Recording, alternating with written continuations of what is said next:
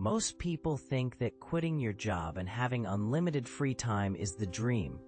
They picture slow mornings, calm afternoons, and no stress ever again. But that's not how it works. Not really. When I stopped working, it didn't feel like freedom. It felt like falling into a void. No meetings, no deadlines, no one expecting anything from me. At first, that sounded great, until I realized something strange. My time was free, but my mind wasn't. I kept feeling this low-level panic.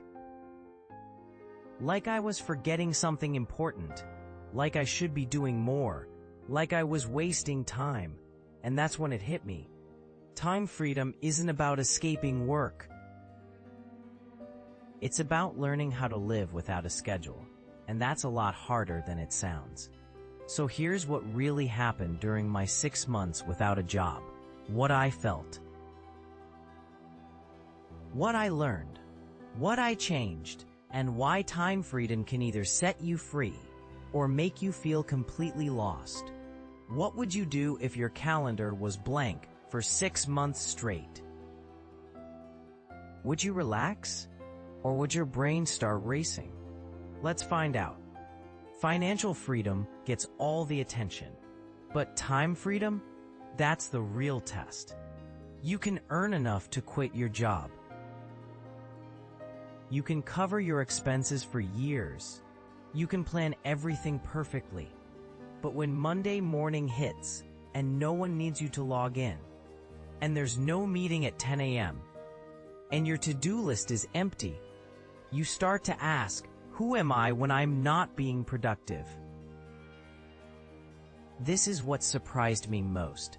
I wasn't ready for the silence. I wasn't ready for the blank days.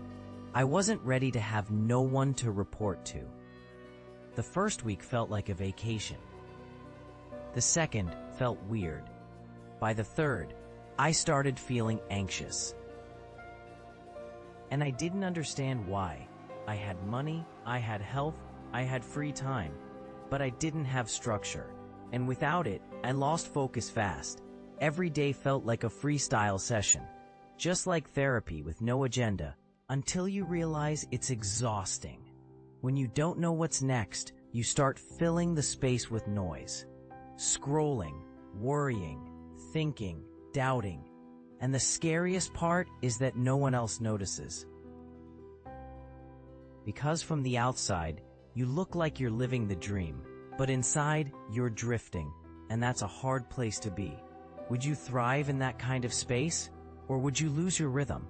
More coming up next. To stay grounded, I had to build structure from scratch. No one was going to do it for me. There were no deadlines, no meetings, no morning stand-ups, so I made my own rhythm. I picked a wake-up time. I blocked the news from Monday to Friday. I wrote down what I wanted to do each day, and I stuck to it. No, I didn't wake up at 5 a.m. I'm not trying to be a productivity guru, but I did choose to start my day around 9. That gave me time to sleep, to meditate, to have coffee, and to face the day with a calm mind. The first hour of the day became sacred.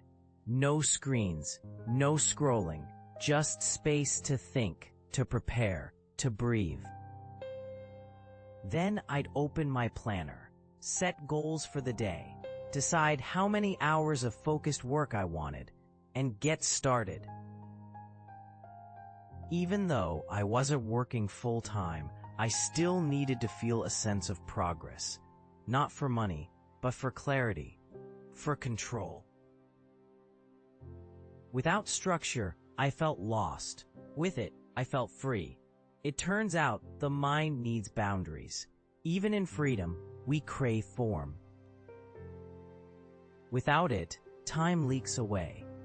What would your ideal day look like if no one told you what to do? Would you still choose structure? Then came something I didn't expect. Money anxiety. Even after reaching financial independence, it showed up. Quietly, randomly, without warning. I knew I was fine. My savings were solid. My expenses were covered. I even had some irregular freelance income still coming in. But my brain didn't care. It told me stories. What if the money runs out? What if you never get another contract again? What if everything collapses? I had 3 months of expenses saved in my business account, separate from my emergency fund. I had backup plans. I had cash flow. But still, the fear lingered. Because money anxiety isn't about logic, it's about emotion. And emotions don't listen to spreadsheets. So I started treating my thoughts like background noise. Whenever a fear-based thought popped up, I pause, notice it, and reply, "Yeah, well, that's just like your opinion, man." It worked. That little phrase helped me detach. It reminded me that thoughts aren't facts, they're suggestions, and I don't have to take them seriously. Try it sometime. You'll be surprised how much power it gives back. How do you deal with money anxiety when your bank account says you're fine, but your brain says otherwise? More coming up next. Another habit that helped was limiting information. I stopped checking news during the week. No doom scrolling, no breaking headlines, no constant updates. Instead, I read the news on weekends. Once, briefly, skim a few good articles. Ignore the noise. Some people say that's avoiding reality. I say it's protecting your energy. You choose the inputs. You choose what you let in. It made my weekdays calmer, more focused, less reactive. And when I did read the news at the airport with a real newspaper in hand, it felt like a treat. Not a routine. Not an obligation. Sometimes freedom is subtracting, not adding.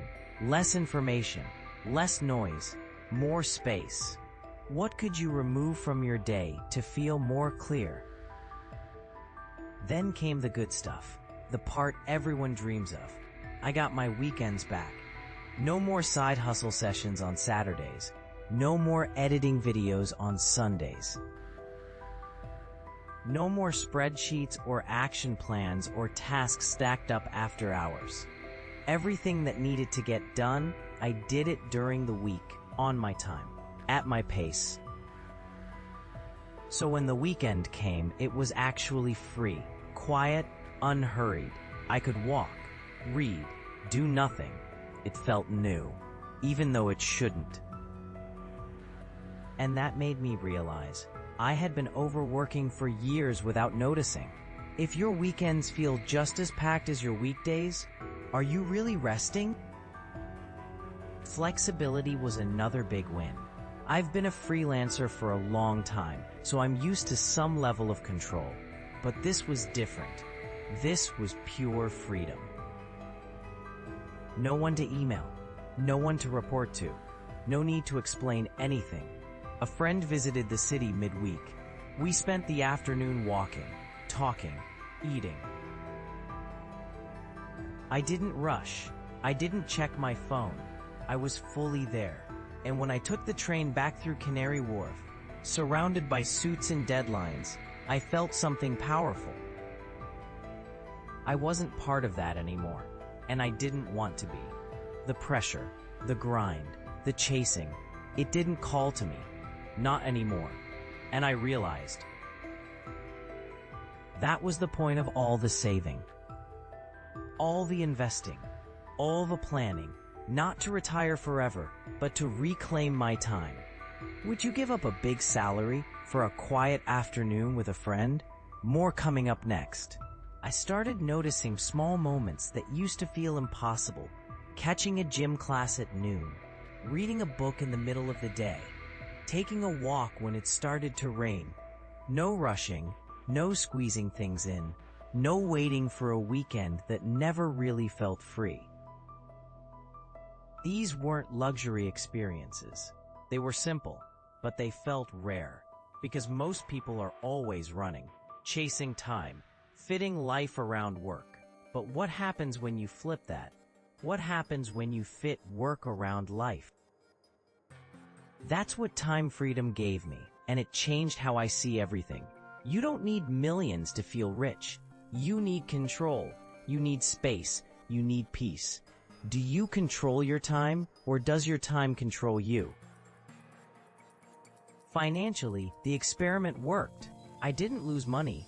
I still earned from a few projects. I still coached clients. I had savings. I had backup. Nothing crashed. Nothing collapsed.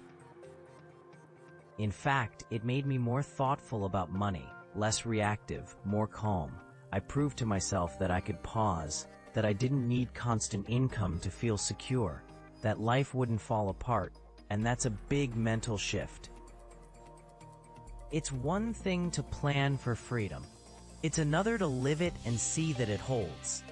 Would your finances survive if you took 6 months off? Mentally, I learned even more.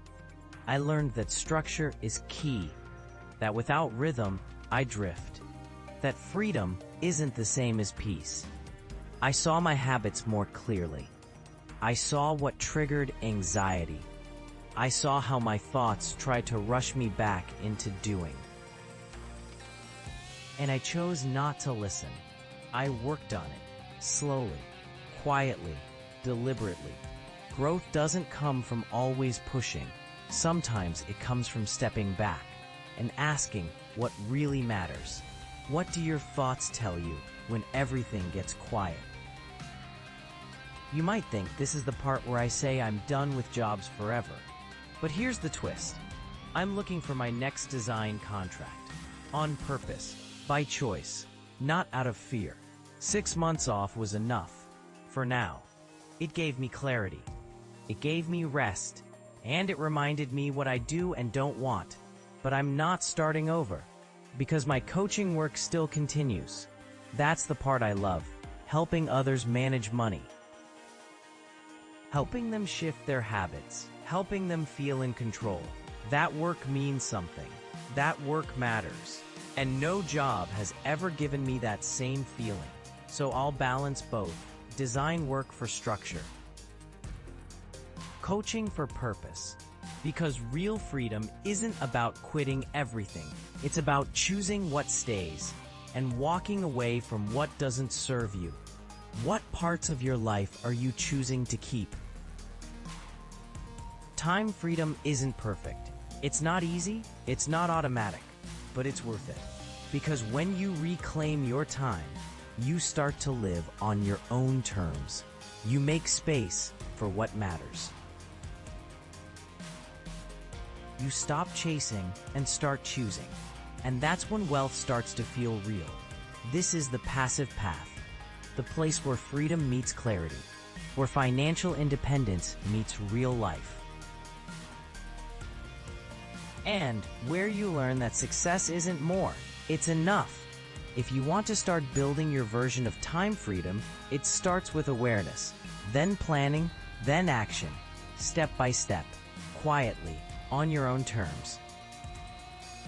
Like, subscribe, and share your answer. What would you do if you had 6 free months? If you've made it this far, thank you for being here. This journey through time freedom has been real, honest, and eye-opening. It's not always easy, but it's possible, and it's worth it. You don't need to be rich. You need to be intentional. You need clarity, and you need a plan that works for your life. If this video gave you something to think about, hit the like button, subscribe to the channel, drop a comment, and let me know what your version of time freedom looks like. And most of all, share this video with someone you care about. Someone who's been working too hard for too long, someone who deserves a little more space in their life. If you want more guidance, there are other videos here on the passive path to help you grow your money, your mindset, and your freedom. Watch whatever calls to you next, wishing you peace, focus, and freedom on your terms. Good luck on your journey. See you in the next video.